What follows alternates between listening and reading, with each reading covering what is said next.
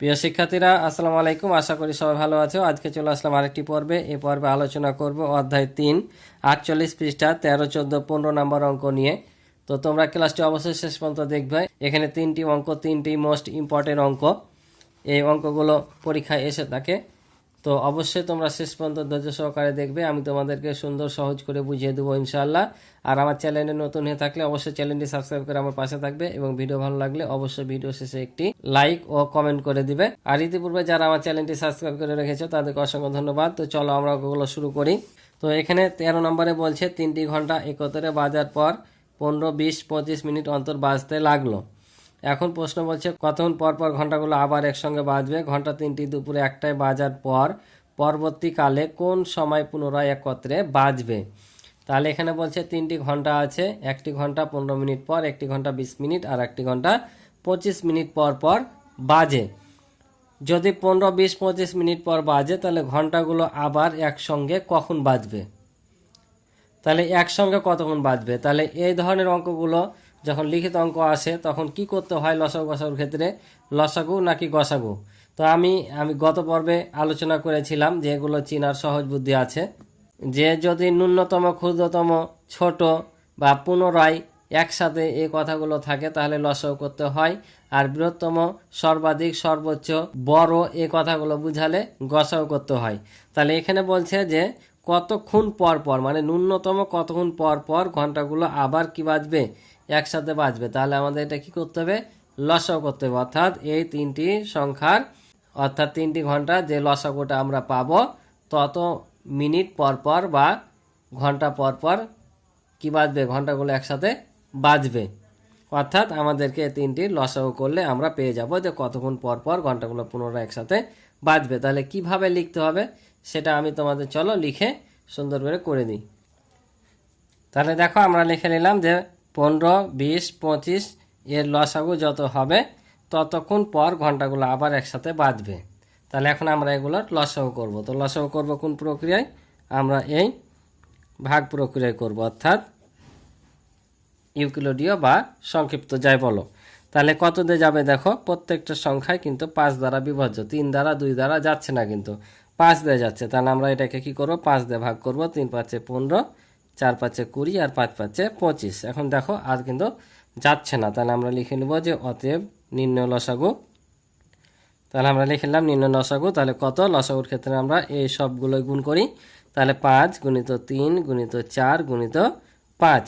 এখন যদি আমরা গুণ করি তাহলে কত হচ্ছে দেখো, যে 3 5 15, 4 15 60 আর 5 6 30। তাহলে আমরা এখানে পাচ্ছি 300। ঠিক আছে। তো এগুলো কি ছিল, এগুলো ছিল মিনিট। তার মানে 300 মিনিট পর পর ঘন্টাগুলো কি একসাথে বাজছে। তো এই মিনিটটাকে আমরা কি করব, ঘন্টায় রূপান্তর করে নেব। তাহলে লিখবো যে আমরা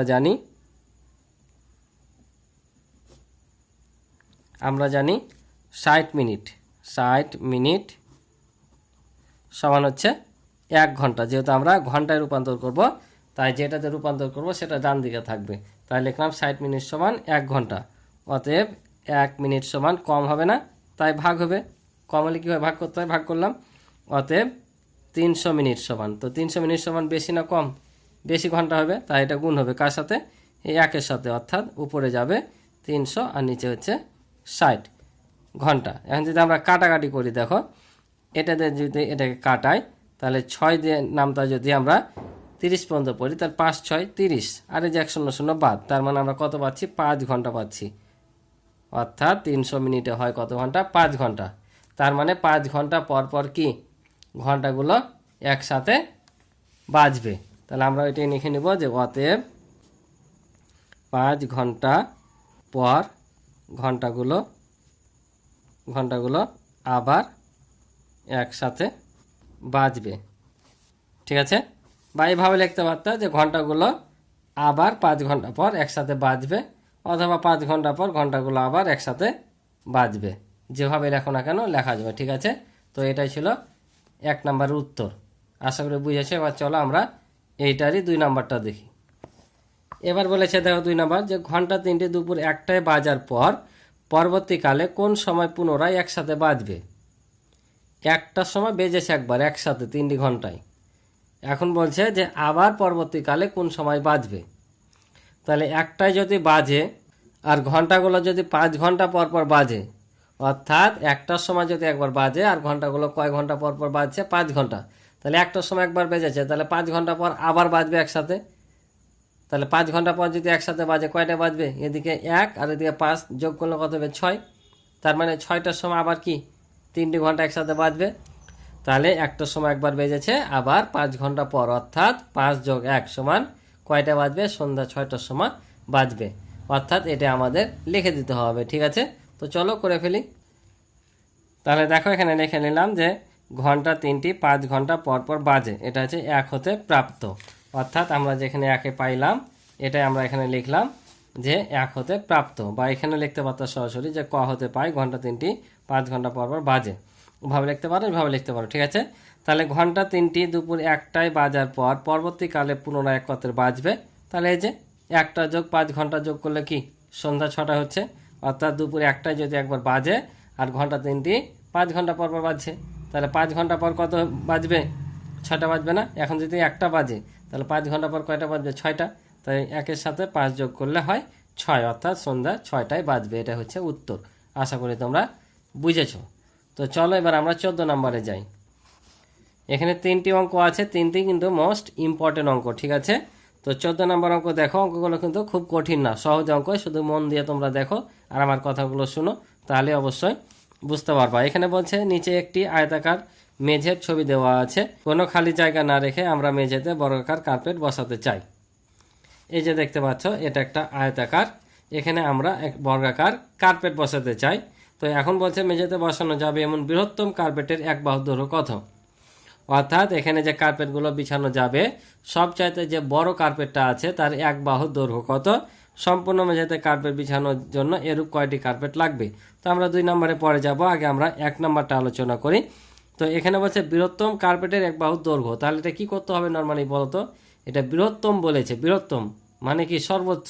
আর বৃহত্তম বললে কি করতে হয়, প্রথমে বললাম গসাগু করতে হয়। অর্থাৎ যখনই বড় বুঝাবে, সর্বাধিক সর্বোচ্চ বড় বৃহত্তম বুঝাবে, তখনই কি করতে হয়, গসাগু। তার মানে আমাদের এটা কি করতে হবে, গসাগু করতে হবে। তো কোন 2টা সংখ্যার গসাগু করতে হবে, এই যে 2টা সংখ্যার গসাগু করলে আমরা বৃহত্তম কার্পেটের 1 বাহু দৈর্ঘ্যটা পেয়ে যাব। তো চলো ঝটপট করে ফেলি। তাহলে দেখো আমরা লিখে নিলাম যে 36 ও 48-এর গসাগুই হবে বৃহত্তম বর্গাকার কার্পেটের 1 বাহুর দৈর্ঘ্য। কারণ কার্পেটটা কি বর্গাকার, 1 বাহু দৈর্ঘ্য মানে 4 বাহু দৈর্ঘ্য পেয়ে যাব আমরা। তাহলে এখন তাহলে কি করব, গসাগু। গসাগু যদি করি আমরা লসাগুর স্টাইলে করি, তাহলে কত দিয়ে যাবে, 2 দিয়ে যাবে। 18 দুগুণা হবে 36 আর 24 দুগুণা হবে 48। আবার যদি 2 দিয়ে করি তাহলে 9 দুগুণা 18 আর 12 দুগুণা 24। এবার কত দিয়ে যাবে, 2 দিয়ে জানে 3 দিয়ে যায়, তাহলে 3 3 9 আর 3 4 12। তাহলে এখন যদি আমরা গসাগু নির্ণয় করি তাহলে কোনগুলো নিতে হবে, লসাগুর ক্ষেত্রে সবগুলো নিই, কিন্তু গসাগুর ক্ষেত্রে কি শুধুমাত্র এই পাশেরটি। তাহলে এই পাশেরটি নিব আমরা। তাহলে কত, 2 গুণ 2 গুণ 3, অর্থাৎ গুণ করলে কত, 2 দুগুণা 4 3 4 12। তার মানে বর্গাকার কার্পেটের 1 বাহু দৈর্ঘ্য কত, 12 হবে। তাহলে যেহেতু গসাগুটা বলেছে যে 1 বাহু দৈর্ঘ্য হবে, তাহলে আমরা আগে গসাগু নির্ণয় করি। তাহলে অতএব নির্ণয় গসাগু, তাহলে কত পেলাম, 2 গুণ 2 গুণ 3 সমান হচ্ছে 12। তাহলে অতএব বর্গাকার কার্পেটের 1 বাহু দৈর্ঘ্য কত পেলাম, 12 মিটার। এটা হচ্ছে আমাদের উত্তর। আশা করি তোমরা বুঝেছ। এবার 2 নম্বরে বলেছে দেখো যে সম্পূর্ণ মেঝেতে কার্পেট বিছানোর জন্য এরূপ কয়টি কার্পেট লাগবে, কয়টি কার্পেট লাগবে, কার্পেটের সংখ্যা চেয়েছে। এই ধরনের অঙ্কগুলো যখন আসবে তখন তোমরা সব সময় মনে রাখবা যে কার্পেট বলক আর তোমাকে ইটের সংখ্যা, পাথরের সংখ্যা, যে কোনো জিনিসের সংখ্যা যদি বলে, তোমরা সব সময় প্রথমে এই মেঝে থাকবে, যেটা মেঝের ক্ষেত্রফল বা অন্য যে কোনো জিনিসের ক্ষেত্রফল থাকুক না কেন, সেটার ক্ষেত্রফল বের করবা আগে। ঠিক আছে, সেটার ক্ষেত্রফল বের করবা এবং সে কার্পেট বা পাথর যাই থাকুক সেটার ক্ষেত্রফল বের করবা। কি বললাম, মেঝের ক্ষেত্রফল আর কার্পেটের ক্ষেত্রফল, 2টার ক্ষেত্রফল বের করে কার্পেটের ক্ষেত্রফল দ্বারা মেঝের ক্ষেত্রফলকে ভাগ করলে আমরা কি পেয়ে যাব, কয়টি কার্পেট লাগবে সেটার সংখ্যা পেয়ে যাব। তাহলে আমরা কি করব, আগে এই মেঝের ক্ষেত্রফলটা বের করব আর এই যে কার্পেটের ক্ষেত্রফল বের করব। তো কার্পেটের 1 বাহু দৈর্ঘ্য কত পেলাম আমরা, 12। আর কার্পেটটা কি বর্গাকার, আর বর্গাকার ক্ষেত্রফলের সূত্র কি আমরা জানি, বাহুর দৈর্ঘ্য গুণিত বাহুর দৈর্ঘ্য, অর্থাৎ এক বাহুর দৈর্ঘ্য গুণিত এক বাহুর দৈর্ঘ্য। তার মানে 12 গুণিত 12 করলে 144 পাবো, আর এই দুটো গুণ করে যেটা পাবো 144 দিয়ে ভাগ করলে আমরা কি পাবো, কার্পেটের সংখ্যাটা পেয়ে যাব। তো চলো আমরা করে ফেলি। তাহলে আমরা এখানে লিখলাম যে 1 হতে পাই বর্গাকার কার্পেটের এক বাহুর দৈর্ঘ্য 12 মিটার।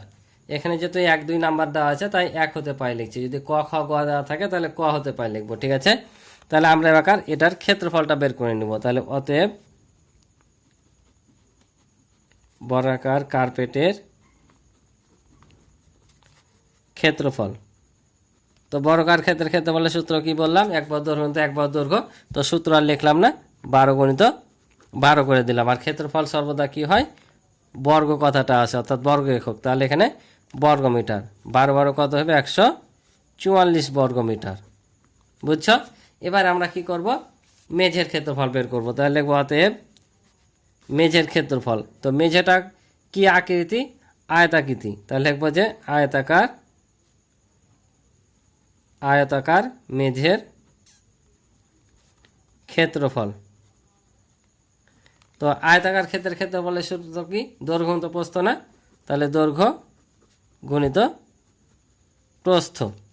তাহলে দৈর্ঘ্য কত দেওয়া আছে দেখো, 48 মিটার।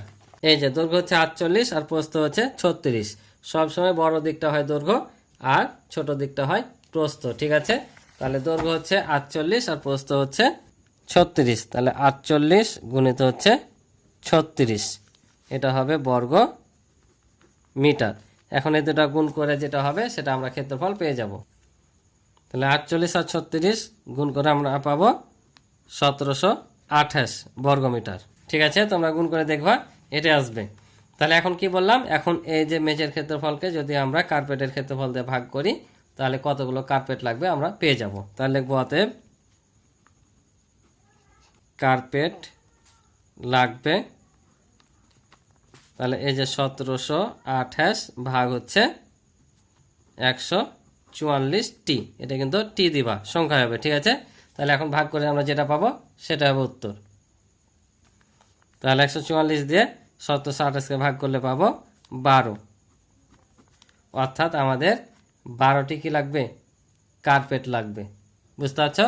তাহলে এই মেঝেতে বর্গাকার কার্পেট দ্বারা যদি আমরা পূর্ণ করি তাহলে কয়টি কার্পেট লাগবে, 12টি লাগবে। এটা হচ্ছে উত্তর, আশা করি বুঝেছো। এবার পরের অঙ্কটা দেখো, যে বলছে একটি ঝুড়িতে 42টি আম ও 105টি লিচু আছে। সর্বাধিক কতজন শিক্ষার্থীর মধ্যে আম ও লিচু সমানভাবে ভাগ করে দেওয়া যাবে, প্রত্যেকে কয়টি করে আম ও লিচু পাবে। তা আমরা 2 নাম্বার পরে করব, আগে এটা বের করব। এখানে বলছে সর্বাধিক কতজন শিক্ষার্থীর মধ্যে আম ও লিচু সমানভাবে ভাগ করে দেওয়া যাবে। সর্বাধিক, সর্বাধিক মানে কি, সর্বোচ্চ, সবচেয়ে বড়। তাহলে এটা কি করতে হবে, গসক করতে হবে। কারণ বৃহত্তম, সর্বাধিক, সর্বোচ্চ, সবচেয়ে বড় বললে গসক করতে হয়। ন্যূনতম, ক্ষুদ্রতম, ছোট এগুলো বোঝালে লসাগু। কারণ গরিষ্ঠ সাধারণ গুণনীয়ক, গরিষ্ঠ মানে হচ্ছে বড়, অর্থাৎ গুণনীয়কের মধ্যে বড়, আর লঘিষ্ঠ মানে ছোট, অর্থাৎ গুণিতকের মধ্যে ছোটটা। তাহলে গরিষ্ঠ মানে বড়, বড় বোঝালেই গসাগু। তার মানে আমাদের এটা কি করতে হবে, গসাগু করতে হবে। তাহলে চলো আমরা কিভাবে লিখতে হবে এবং করতে হবে আমরা করে দিই। তাহলে দেখো যে কথাটুকু লিখতে হবে যে 42 ও 105-এর গসাগুই হবে সর্বাধিক শিক্ষার্থীর সংখ্যা, এটুকু লিখলেই যথেষ্ট। ঠিক আছে, তাহলে 42 এবং 105-এর যদি আমরা গসাগু করি, এই প্রক্রিয়াতে করি, আশা করি তোমাদের জন্য সহজ হবে। তাহলে কত দিয়ে যাবে, এটা কিন্তু 2 দিয়ে যাবে না, যেহেতু এটা জোড়, এটা হচ্ছে বিজোড়। 3 দিয়ে যাবে কিনা দেখি। 3 দিয়ে যাওয়ার নিয়ম কি, যে সংখ্যাগুলোর অঙ্ককে আমরা যোগ করব, যোগ করে 3 দ্বারা বিভাজ্য হলে সংখ্যাটি 3 দ্বারা বিভাজ্য হবে। তাহলে 4 আর 2 যোগ করলে 6, 6 3 দ্বারা বিভাজ্য। 1 আর 5 যোগ করলে 6, 6 3 দ্বারা বিভাজ্য। তাহলে দুইটা সংখ্যায় আমরা দেখতে পাচ্ছি যে 3 দ্বারা বিভাজ্য। তাহলে 3 দ্বারা যদি বিভাজ্য করি তাহলে 3 14 হয় 42। ঠিক আছে, আর এটাই যদি 3 দিয়ে ভাগ করি তাহলে দেখো 10 পর্যন্ত যদি নিই, 3 3 9, 10 থেকে 9 বাদ দিলে 1 আর 5 নেমে 15 হবে, 3 5 15। তার মানে 3 35 105। এবার কত দিয়ে যাচ্ছে দেখো, এবার 7 দিয়ে যাবে। 7 2 14 আর 5 7 35, আর কিন্তু যায় না। তাহলে লিখবো যে অতএব নিম্ন গসাগু। তাহলে গসাগুর ক্ষেত্রে কোন পাশের গুলো নিতে হয়, এই ভাজকগুলো শুধু নিতে হয়। ঠিক আছে, তাহলে এখানে 3 গুণিত 7 সমান হচ্ছে 21। তার সর্বোচ্চ শিক্ষার্থীর সংখ্যা কতজন? 21 জন। তাহলে অতএব নিম্ন সর্বাধিক শিক্ষার্থীর সংখ্যা 21 জন। এটা হচ্ছে উত্তর। আশা করি বুঝেছ। এবার 2 নম্বরে বলছে দেখো যে প্রত্যেকে কয়টি করে আম ও লিচু পাবে? প্রত্যেকে। তো এখানে আম আছে 42টি আর লিচু আছে 105টি। এই 42টি এবং 105টি লিচু কতজন পাচ্ছে? 21 জন পাচ্ছে। এই যে আমরা এখানে বের করলাম 21 জন, অর্থাৎ 21 জনে পাচ্ছে। তো এখন তোমরা বলো তো যে 21 জন শিক্ষার্থী যদি 42টি আম পায়, তাহলে প্রত্যেকে মানে একজন বের করতে হবে। তো একজনে কম পাবে না বেশি? একজনে কম পাবে না। আর কম পেলে কি করতে হয়? ঐকিক নিয়মে আমরা জানি ভাগ করতে হয়। তার মানে 21 দিয়ে যদি আমরা 42কে ভাগ করি, তাহলে কি আম কয়টি পেয়েছে? একজনে পেয়ে যাব। আবার দেখো লিচু 21 জনে কিন্তু লিচুটা পাচ্ছে। কয়টি লিচু? 105টি। তাহলে 21 জনে যদি 105টি লিচু পাই, একজনে কম পাবে না বেশি? কম। তার মানে এটা ভাগ করতে, অর্থাৎ এই দুইটি সংখ্যাকে যদি আমরা 21 দিয়ে ভাগ করি, তাহলে কি পাবো? আম এবং লিচু কতটি পাবে একজনে, সেটা পেয়ে যাব। তো চলো কিভাবে করতে হবে করে দিই। তাহলে দেখো লিখলাম যে এক হতে পায় শিক্ষার্থীর সংখ্যা 21 জন। তাহলে লিখবো প্রত্যেকে আম পাবে। তাহলে 42টি আম 21 জনে পাচ্ছিল, তাহলে একজনে কি পাবে? কম পাবে। তাই এটা ভাগ করে দিলাম। ঠিক আছে। তোমরা যদি ঐকিক নিয়মে করতে যাও লিখে, তাও হবে যে 21 জনে আম পায় 42টি, অর্থাৎ একজনে পায় 42 ভাগ 21, বা এভাবে করলে হবে। ঠিক আছে। তো তোমরা এভাবেই করে দিবা। ঠিক আছে। তাহলে আমরা যদি এখন ভাগ করি, তাহলে কত হবে? যে 21 দেবো না 42, অর্থাৎ একজনে কয়টি পাচ্ছে? প্রত্যেক মানে হচ্ছে একজন। তাহলে একজনে আম পাচ্ছে 2টি। 21 জনে পাচ্ছে হলো 42টি, আর একজনে পাচ্ছে 2টি। আবার সেমভাবে লিখবো, হতে প্রত্যেকে কি পাবে? লিচু পাবে। লিচু পাবে। তাহলে 105 ভাগ হচ্ছে 21, কারণ 21 জনে পাচ্ছিল 105টি, আর একজনে কম পাবে, তাই ভাগ। তাহলে আমরা যদি 21 দিয়ে 105কে ভাগ করি, তাহলে পাবো 5। কারণ দেখো 5 একে 5 আর 5 দুগুণে 10, অর্থাৎ 5টি। 5 একুশে 105। তাহলে দেখো প্রত্যেকে আম পাচ্ছিল 2টি, আর প্রত্যেক লিচু পাচ্ছে 5টি। এটা হচ্ছে উত্তর। আশা করি তোমরা বুঝেছো। তো আজকে পর্যন্ত ছিল পর্বের অঙ্ক। আশা করি তোমরা অঙ্কগুলো বুঝেছো। আমার এই অধ্যায়ের সম্পূর্ণ ভিডিও তোমরা দেখতে চাইলে এই ভিডিও ডিসক্রিপশনে লিঙ্ক পেয়ে যাবে, অথবা আমার চ্যানেলে সরাসরি গিয়েও প্লে লিস্টের মাধ্যমে দেখে নিতে পারো। তো আজকে পর্যন্ত ভালো থাকো, সুস্থ থাকো। দেখা হবে পরবর্তী নতুন পর্বে। আল্লাহ হাফেজ।